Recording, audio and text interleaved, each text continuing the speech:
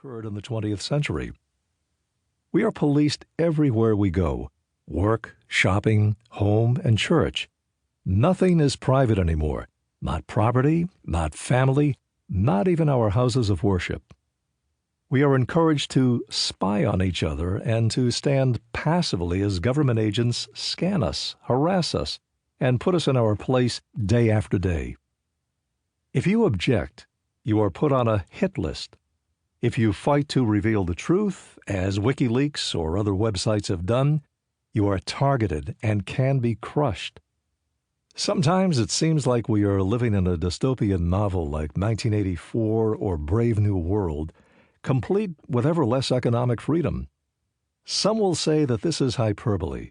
Others will understand exactly what I'm talking about.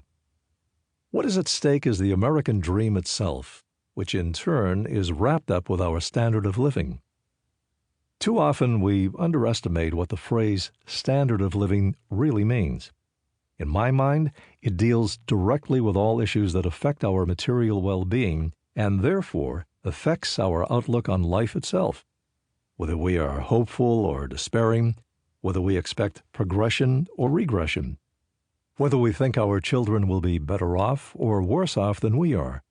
All of these considerations go to the heart of the idea of happiness. The phrase standard of living comprises nearly all we expect out of life on this earth. It is, simply, how we are able to define our lives. Our standards of living are made possible by the blessed institution of liberty. When liberty is under attack, everything we hold dear is under attack. Governments, by their very nature, notoriously compete with liberty, even when the stated purpose for establishing a particular government is to protect liberty. Take the United States, for example.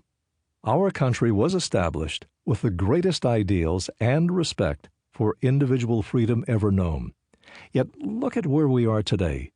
Runaway spending and uncontrollable debt, a monstrous bureaucracy regulating our every move, total disregard for private property, free markets, sound money, and personal privacy, and a foreign policy of military expansionism.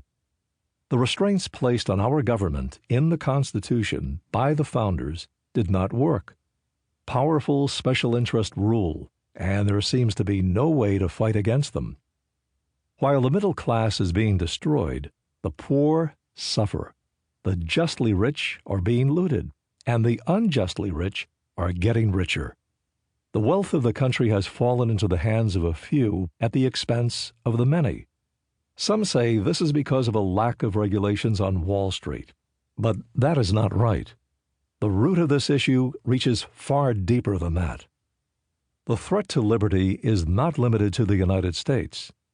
Dollar hegemony has globalized the crisis. Nothing like this has ever happened before. All economies are interrelated and dependent on the dollar's maintaining its value, while at the same time, the endless expansion of the dollar money supply is expected to bail out everyone. This dollar globalization is made more dangerous by nearly all governments acting irresponsibly by expanding their powers and living beyond their means. Worldwide debt is a problem that will continue to grow if we continue on this path. Yet all governments, and especially ours, do not hesitate to further expand their powers at the expense of liberty in a futile effort to force an outcome of their design on us. They simply expand and plummet further into debt. Understanding how governments always compete with liberty and destroy progress, creativity, and prosperity is crucial to our effort to reverse the course on which we find ourselves.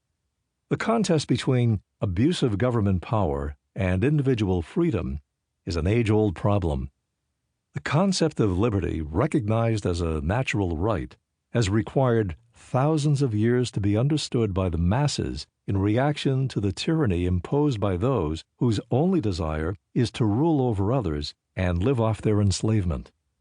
This conflict was understood by the defenders of the Roman Republic, the Israelites of the Old Testament, the rebellious barons of 1215 who demanded the right of habeas corpus, and certainly by the founders of this country who imagined the possibility of a society without kings and despots and thereby established